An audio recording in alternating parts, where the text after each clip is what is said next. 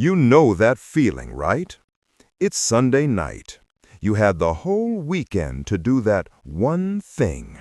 That report for work. That chapter for your thesis. Even just cleaning out the garage. And you told yourself, I'll get to it. I have plenty of time. But you didn't.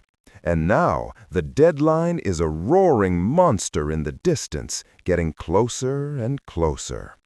The guilt starts to set in, the anxiety. You start bargaining with yourself. Okay, I'll just wake up extra early tomorrow. But you and I both know how that usually ends. We call it procrastination. We beat ourselves up over it.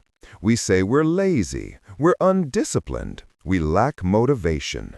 We buy planners and download productivity apps, thinking that the right system will finally be the thing that fixes us. But what if I told you that you're not lazy, and that the reason you procrastinate has almost nothing to do with your character, and everything to do with a simple, predictable quirk in your brain's wiring? And what if I told you that you can use that same quirk to manipulate yourself into getting things done, almost effortlessly? The problem isn't your willpower. The problem is the way you're framing the fight.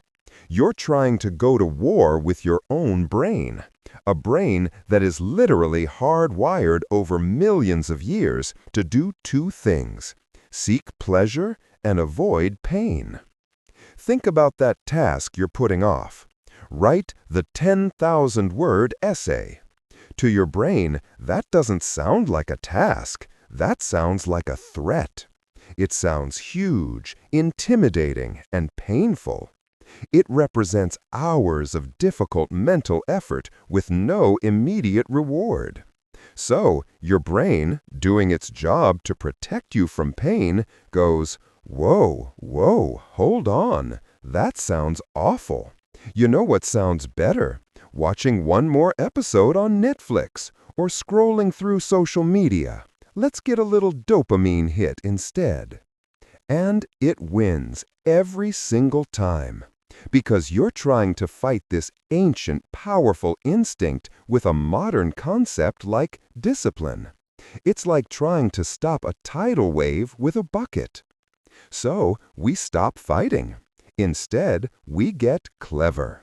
We use a psychological principle called the Zygarnik effect. Stay with me here. Back in the 1920s, a Lithuanian psychologist named Bluma Zygarnik was sitting in a busy Vienna restaurant, and she noticed something strange. The waiters had incredible memories for complex, unpaid orders. They could remember who had the schnitzel, who had the goulash, who needed extra bread, no problem. But the second the bill was paid, poof, they couldn't remember a thing about the order. Zygarnik realized that our brains have a deep, obsessive need to finish what they start. An unfinished task creates a kind of mental tension. It stays in your head like a song stuck on repeat, taking up cognitive space. It's an open loop, and your brain hates open loops. It will constantly nag you in the background, pushing you to close that loop. This is the trick. This is how we manipulate our own brains. Procrastination is the fear of starting. The Zygarnik effect is the power of having started. So the entire goal shifts. Your goal is no longer to finish the scary task. Your goal is simply to open the loop. And you do that by making the start so ridiculously, laughably easy that your brain doesn't even see it as a threat. This is the famous 2-minute rule, but with a deeper understanding of why it works. Whatever task you're dreading, break it down to a 2-minute version. You have to write that 10,000-word essay? Don't. Your new task is to open the document and write the title. That's it. 2 minutes. You need to clean the entire kitchen? Nope. Your new task is to take one dish and put it in the dishwasher. You need to go for a run? Forget it. Your new task is to put on your running shoes and walk to the end of the driveway. See what's happening here? Your brain, which was ready to fight you on run 5 miles, has no argument against put on your shoes. There's no pain, no threat. It's too small to object to. But the moment you do it, the magic happens. The loop is opened. The task is now officially in progress. The Zeigarnik effect kicks in. That mental tension begins. And suddenly, your own brain switches sides. It goes from being the thing telling you not to start to the thing nagging you to continue. Once you've written the title, your brain goes, well, we might as well write the first sentence. Once you've put one dish away, it says, okay, might as well grab the other ones on the counter. The inertia is broken, and momentum is a powerful, powerful force. The beauty of this is that it bypasses willpower entirely. You're not relying on motivation.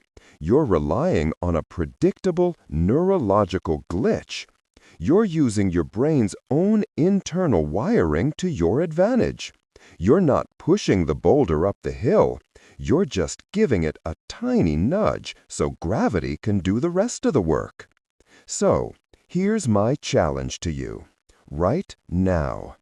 Think of that one thing you've been putting off. The thing that's been hanging over your head. I want you to stop thinking about finishing it. Instead, I want you to define the absolute smallest, easiest 2-minute version of starting it. Don't just think about it. Write it down in the comments below. What is the one task and what is your 2-minute start? By writing it down, you're already opening the loop. Then, as soon as this video is over, go do it. Don't think, just do. Put on your shoes, open the document, pick up that one piece of trash. You're not a lazy person. You're not undisciplined.